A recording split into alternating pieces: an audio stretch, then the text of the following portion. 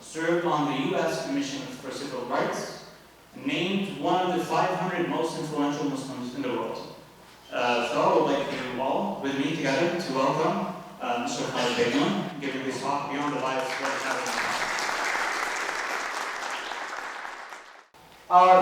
Thanks so much for having me. Assalamu alaikum. It's great to be here in Edmonton. We're still buzzing from last night's great event that Dr. Farhan had last night to raise money, raise awareness for the Islamic Academy here in Edmonton.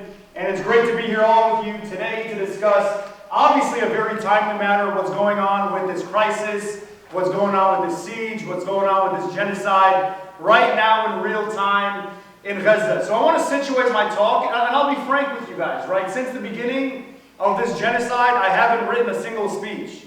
I haven't written a single word on paper. Everything I've said in front of masajid, in front of student organizations, in front of fundraisers has been entirely sort of from the heart and the top of the dome, and I'm going to continue with that tradition right now to talk about things that are sort of protracted issues tied to this genocide, right? Matters, concerns, humanitarian catastrophes that have taken place for 112 days. Today, obviously, is day 112 of this genocide. Every morning I wake up, first thing I do is to watch what's taking place in places like Khan Yunis, what's taking place in Gaza City, what's taking place in Rafah, touching base with people I know on the ground in Gaza, right, to understand, to absorb as much as I can as to what's happening on the ground. Obviously, yesterday, day 111, was a momentous day on many fronts because the International Court of Justice, the ICJ, rendered its ruling as to whether Israel had committed genocidal acts or not. And I want to address that too.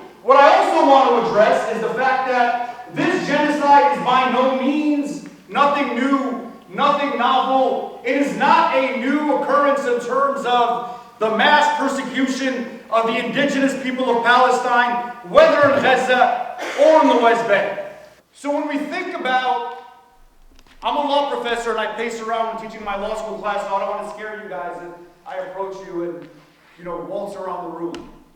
But when we talk about media bias, when we talk about corporate media propaganda, when we talk about mainstream media outlets in the United States and Canada and the UK, outlets like the CBC or NBC or the BBC, right? Understand one thing. All of these media outlets are driven by the bottom line. They're corporate. Their principal objective is to maximize their economic lot.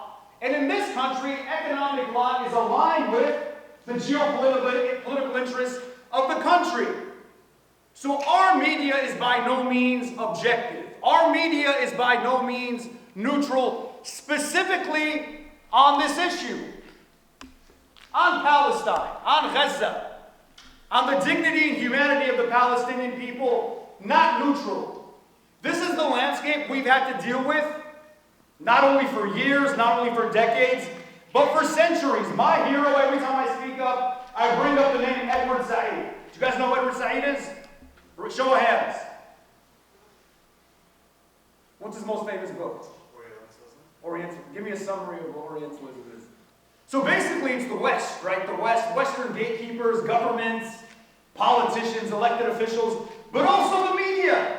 Also the media have a vested interest in portraying themselves as what? All good things, all good virtues. We, the West, we're civilized, right? We're the bastion of liberalism. We're the bastion of democracy.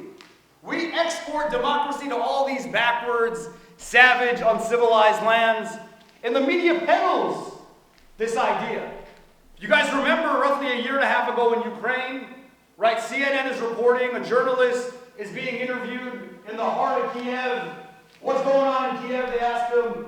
He's like, oh, this is entirely absurd. We're in the center of Europe, a fairly civilized country where war is uncommon. It's unlike Iraq or Palestine or the Middle East, where we're used to war, where war is commonplace, where it's the sort of natural order of the land. That is Orientalism, right? We talk about Islamophobia, which we'll talk about in a bit. Orientalism is the mother of Islamophobia that enables corporate media outlets to not only perpetuate these biases we've seen for a long time, that Palestinians, regardless of what they're doing, are indelibly terrorists. That Palestinians, when they're doing the exact same things that Ukrainians are doing on the ground, right, throwing Molotov cocktails, organizing private citizenry militias, defending their homes. What do they call Ukrainians when they're doing that? Brother? Heroes, freedom fighters. These are people that deserve to be lauded because they're protecting their homes. And we love people that protect their homes, protect their families, protect their loved ones. If they look like us, if they have blonde hair and blue eyes and white skin, and they're doing these things from the heart of a region of the world that we see ourselves in because they're civilized. But when Palestinians are doing the exact same thing, throwing Molotov cocktails, putting their bodies on the line to defend their families, what do they call them? Terrorists. And that is the media bias, you guys are young, that we've been dealing with in regard to Palestine forever. For since I can remember, for as long as people like Edward Said and Mahmoud Darwish and Rashid Khaledi, Noam Chomsky, all these great intellectuals and thinkers have written about for decades. But there was a momentous sea change years ago. There was a momentous sea change 112 days ago to say these biases that are being peddled and perpetuated and puppeted by all these corporate media outlets are not the truth. The hadith you read is exactly pointing to what I'm talking about. It is not the truth because there's a new wave now, fueled by digital media, that enables us to counter, rebut, and demystify these lies coming from the biased media.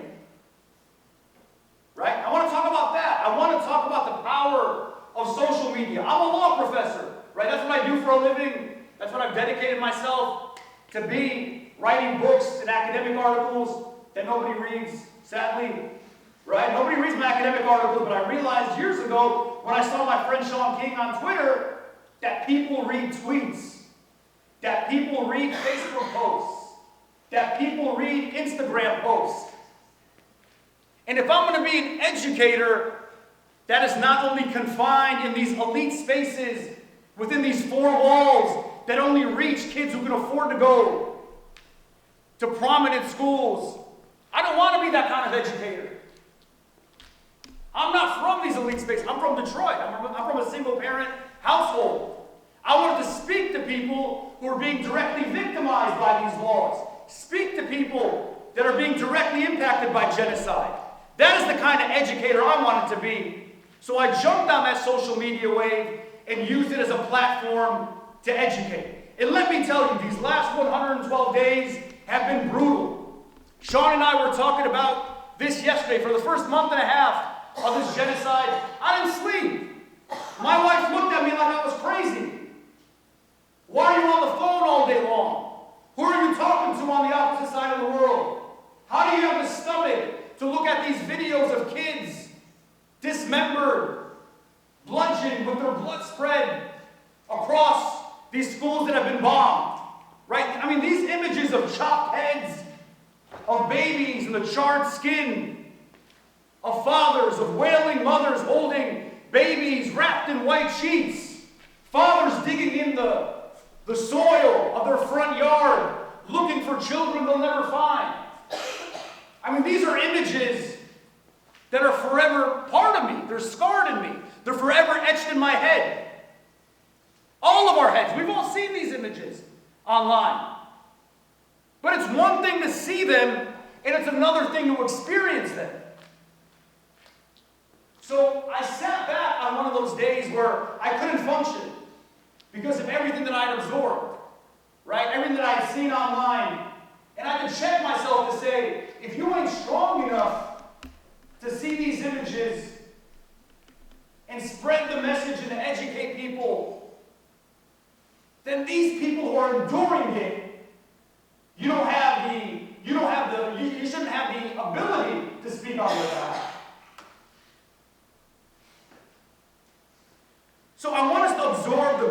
the severity of this genocide. You know, I hear young people tell me, Professor Khaled, I'm tired, I'm fatigued, I can't do this anymore.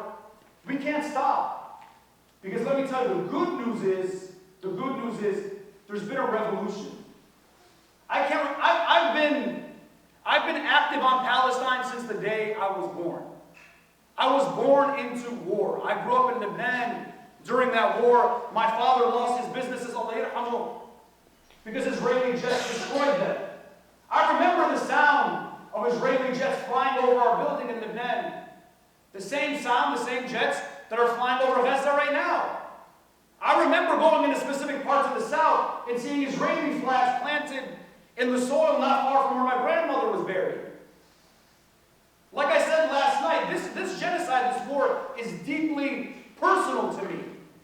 But there's been so many transformative tide changes and revolutions that have taken place because of social media, because of people like Mu'taz. We were talking yesterday, I can't remember one time where there's been a celebrated, beloved Palestinian figure who has captured the imagination and stolen the hearts of people globally. If not for social media, would CNN put Mu'taz and interview Mu'taz? Would the BBC interview Mu'taz or Bassem? Or what? They wouldn't do that. Because they have no interest in the truth. Social media enables that possibility. Right? It enables that possibility.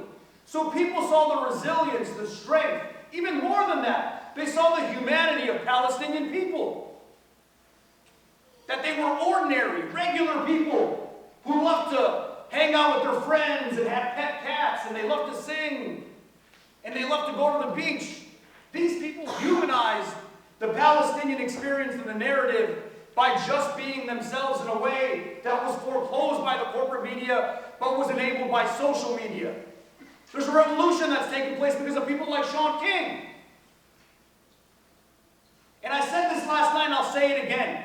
Sean has been the most powerful, impactful voice on Palestine in North America. When I speak on Palestine, it has a different effect than when Sean speaks on Palestine. Like you young people say, it hits different. That's the cool lingo, right? The cool slang. When I talk on Palestine, people see an Arab, Muslim guy, right? He's supposed to say that. He's supposed to feel that way. That's his inherent bias based on who he is. And my audience is generally people who look like you guys. Muslims, Arab, people who care about Islamophobia. That isn't Sean's audience.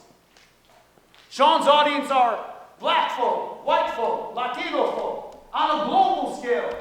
This brother I'm going to call up in a bit is responsible for the sea change of activating and inspiring and converting a whole host of either apathetic people who didn't care about Palestine or Zionists. Not Zionists in the way we think about Zionists, because to be an American and to be a Canadian who is not educated on Palestine, you are de facto a Zionist because you're fed all this information about Israel looking like us in the same way that Ukraine looks like us. They're civilized, right? This man is responsible for that because of social media.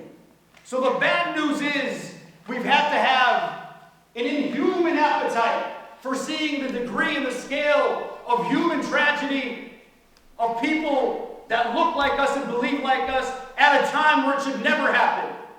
It should never happen. The good news is we've been able to balance this bias that's been entrenched by the corporate media. I want to close and invite Sean in a bit by saying this. Look, the big elephant in the room is the decision from the International Court of Justice. Right? That was rendered yesterday. It's been the biggest sort of talking point around Gaza that's encircled this topic for the last 24 hours. And it's a complicated decision. It's a complicated decision. It frustrates me. You know, again, it's tough to analyze everything from a legal angle, even though I'm trained to do that, because I try to think from the perspective of the people from Gaza. When the decision did not emphatically rule for a ceasefire right now, I was gutted. I was gutted because these people have had to endure 112 consecutive days of an enemy that is unhinged and that has shown no pause on destroying everything that they love. Right? But the good news is, right, once I was able to kind of sober myself and reflect and talk to the brothers and talk to some of the sisters, that it was a positive decision, because inshallah it sets forward the framework to be able to finally indict this criminal regime in Israel of genocidal acts. But not only that, but indict this government and my government in the United States for enabling, for financing, and for advancing genocide. So I'm going to close there. I want to invite Sean up to speak and inshallah engage in a Q&A with all of you in a bit. Thank you so much. And several of these Arab governments are invested in the genocide that's taking place on the ground right now. I'm going to try to answer this question in a sort of nuanced way if I can. Anybody know what the Abraham Accords are? Show of hands. Okay, so some of you guys know what the Abraham Accords are. I'll summarize what it is. So the Abraham Accords are a strategy generally spearheaded by oil-rich or resources-rich Gulf governments in the region to normalize relations with Israel. It's a multi-parent strategy where it's not only the governments, they brought in imams, they brought in individuals with social media followings. 4 years ago, some prominent imams, I'm not going to say their names because I don't want to get in trouble from them or get a subpoena in the mail from them. But I actually got invited 4 years ago to be part of these Abraham Accords. Brother Khaled wants you to come and speak. We're going to buy 10,000 of your books. We're going to give you this very expensive speaker's fee.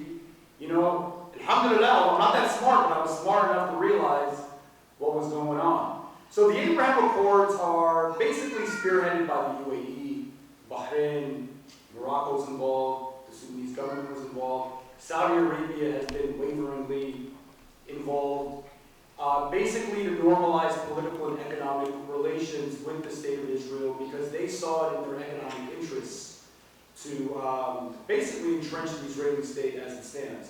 So I say that to say that we have a cohort of Arab governments that want to see what's taking place right now take place.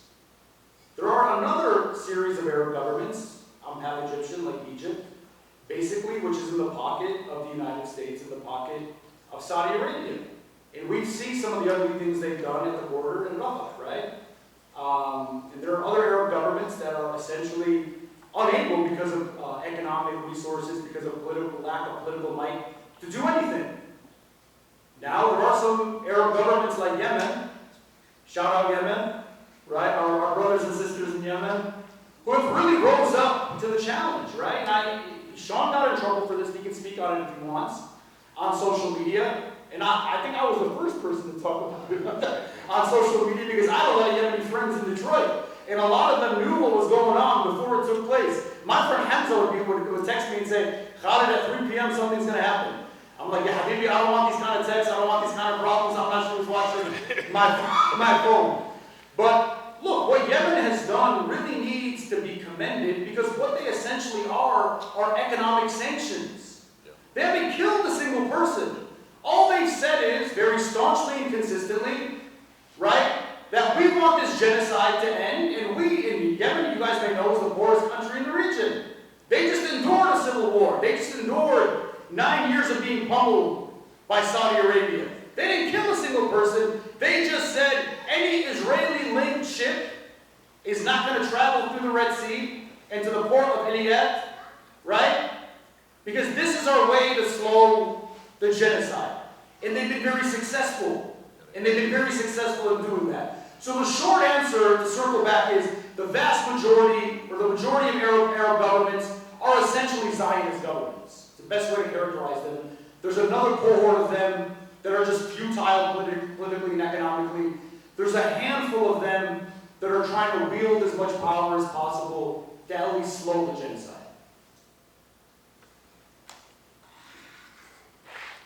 Yeah, I echo all of that, and I'll also tack on that. Look, I think that every human being, especially every Muslim, has to face this existential moment in their life when a genocide like this is taking place and truly sort of make a decision as to whether these principles, these prayers, the Quran that we read, are these only words?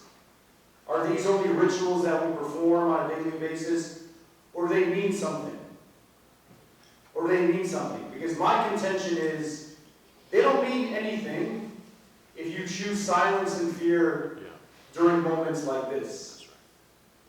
Right? Islam isn't only like a deen of ideas and hadiths and laws. It's a deen of mu'amalat, like actions and deeds matter. So if somebody chooses an opportunity or a job or a brand deal, I got so many of these influencers who are my friends, right? Khaled, I can't say this, but I want you to say it, because if I say this, my brand deal with Adidas is going to be done. I'm like, yeah, Habibti, you already have 4 million followers. You're probably worth a couple of $1 million. If you're scared right now, at what point do you become free to say what it is that you want to say? So if you, especially when you're young, 18, 19, 20, 21, if you cower and capitulate to this idea of fear at a young age, khalas, you're done. That's who you become for the next 10, 15, 20 years of your life. That decision, that existential moment, when you decide, am I going to speak up? Am I going to risk this internship, the chance of getting into med school or law school by not putting a post up on Gaza, or not donating to this charity, or not attending the rally? Once you make a decision at that point, that's who you become, with some exception, for the next 10 to 15 to 20 years. So you really got to dwell on that decision and really think about, your deen and what you believe in, these principles and these prayers. Do they mean something? And if they mean something, then you do something. Doesn't mean everyone's got to be, leading a march or carrying a flag or posting on social media, but do something that has an impact on the people on the ground, right? And that's what we all have to do in some capacity, to some extent. I thought of a quote from one of my favorite authors. You guys know who James Baldwin is? James Baldwin, really iconic African-American author. I think the most beautiful writer to ever write any single word on a blank page. So one book everybody should read is a book called The Fire Next Time. And in that book, he had a beautiful quote that said, I thought my pain and suffering was unique to the world, and then I read. And then I read how people throughout the world have dealt with different forms of victimization and suffering. So I think that as Muslims, as Palestinians, as Arab, as stigmatized and subordinated people who are automatically defined as terrorists and others and immigrants and backwards and all these negative things, have to understand that experience is not unique to us, right? It's similar to what African Americans in the United States have experienced, Black folks here in Canada have experienced, Indigenous people in the United States and Canada have experienced, Latino and brown people have experienced, right? There are different forms of stigmatization, just of a different color, right? And I think that's why it's no surprise to see Black and brown Indigenous people lining up at these protests without even fully understanding the facts and stats of what's taking place in Gaza. But they don't have to. They see it. There's an empathy. And that empathy is important to build those bridges, right? To understand that what is happening right now to us, sits on this vile sort of bedrock of colonial and neo-colonial and genocidal plundering of people just on account of what they look like and what they believe. So once you know that, there's consolation and comfort in that, to know that you can build bridges and brotherhoods and sisterhoods across communities. And we don't have to believe the same. We don't have to have the same worldview on everything. But there's that empathetic bridge that enables us. And that's why it's no surprise. Look, South Africa is not an Arab nation. It's not a Muslim majority nation. Why did South Africa bring this case to the ICJ? Because of empathy. They knew what apartheid feels like. They've experienced it. Historic solidarity as well. historic solidarity between Nelson Mandela and Desmond Tutu that has been bridged over time. So we have to model that, right? We have to model that and understand that our victimization is not only something that disempowers us, it's also something we can wield as an instrument and as a bridge to build these bonds with different communities. Okay, look, like one thing that I can count on every single day when I open my email or my DMs is there's like 20 to 30 people asking me who are not Muslims, asking me for a Quran, right? And the majority of them are called Karen and Becky and like they're not Muslims, right? They're blonde-haired and they're white folk, and that's a beautiful thing. Yani, subhanAllah, it's a beautiful thing, right? So I think one thing in which Islam like radiates from the struggle is the very faces and people Sean was talking about who are on the ground. Look at these people, they're praying, right? Their resilience, their happiness is coming from a specific place. It's coming from Islam, it's coming from Deen, right? They see this when young white Western people look at Mu'taz and Salah and Bisan and Wa'ad al-Dahduh who lost all of his family, and they're still moving ahead, they're still doing their jobs, they're still resilient, they're still praying, they still have gratitude. And people here in the West are always complaining because they don't have this and they don't have that, even though we're living in comparative wealth. That's dawah.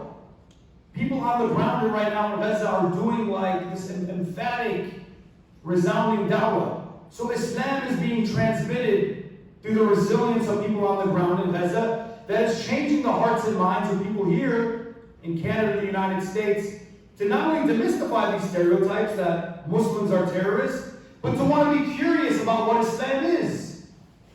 We saw it after 9/11. You guys are young, you might not remember, but after 9/11, the number of Quran purchases skyrocketed. Islam became the fastest growing religion in the United States during the war on terror. Because there's a lot of idiots, there's a lot of sheep, a lot of, Hamid, living in Western countries, right? Who's going to follow what they watch on Fox News. But I still strongly believe that not the vast majority, but there's a good, healthy percentage of good people who want to learn for themselves. So when you see these young, beautiful, courageous people on the ground in Gaza continue onward because of Islam, because of their belief, people are here going to take to that. And that is Islam being embodied. That is the most beautiful kind of dawah that is coming from the ugliest sort of tragedy. In a range of ways since this, genocide has began. So when we talk about corporate media outlets, it's really also important to know that these social media conglomerates, they're also corporate actors as well. There's no free speech online, even though Meta, Instagram say that their community guidelines are tied to neutrality and objectivity. That isn't the case, right? I wrote this article called Instagram versus Palestine, where I uncovered that Meta has deep ties to the Israeli government, specifically an agency called Cyber Unit 8200, which essentially is able to tell Instagram that we don't want this post to stay on. We want you to flag this account.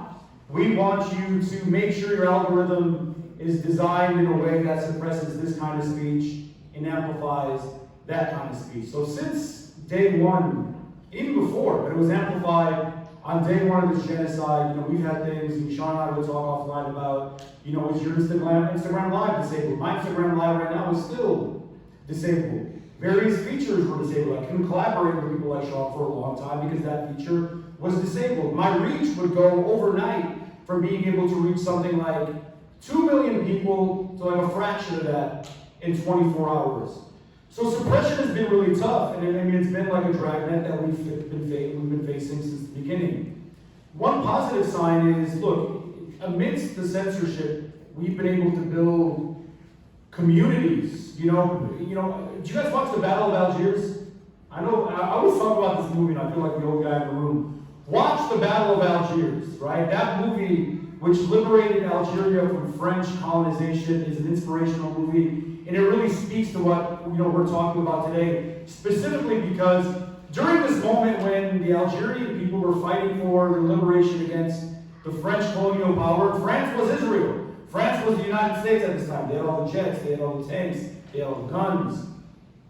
The people on the ground had to sort of organize like guerrillas, use whatever resources they had to overcome these like innovative, modern, technological, military killing machines that they were facing. That's what we were doing. How do we get past this algorithm and make sure that this message resonates? How do we combine our efforts, your following with my following, to make sure that this video is being amplified? It was guerrilla sort of organizing on a virtual level that was bringing people together across not only communities and racial lines, but transnational lines. I was talking to people one day in France, one day in Turkey, one day in Qatar, people in Palestine, people in Morocco, people in the States. These really like digital guerrilla communities were coming together to make sure that our message that was being suppressed by the censorship was reaching audiences in ways that the moment deserved. So I say that to say that, look, technology can be imposing, Meta can cancel, can suppress, can censor, but you can't censor the truth, right? You guys all know Muhammad Ali, right? Every Muslim should know who Muhammad Ali is. His trainer, Boudini Brown, you know who Boudini Brown is, right? He was like his hype man. He was a Jewish black guy who would hype Muhammad Ali before the fights. And he had this quote. I'm a huge boxing fan. I used to box myself, right? He had this quote that always kind of like stays with me. He goes, "The truth feels good in a belly full of lies." Right? So when people see the truth, no matter how it comes to them, against all the suppression and censorship, it's going to stick in ways that billion-dollar technologies cannot stick with people. You just got to get the truth to the people.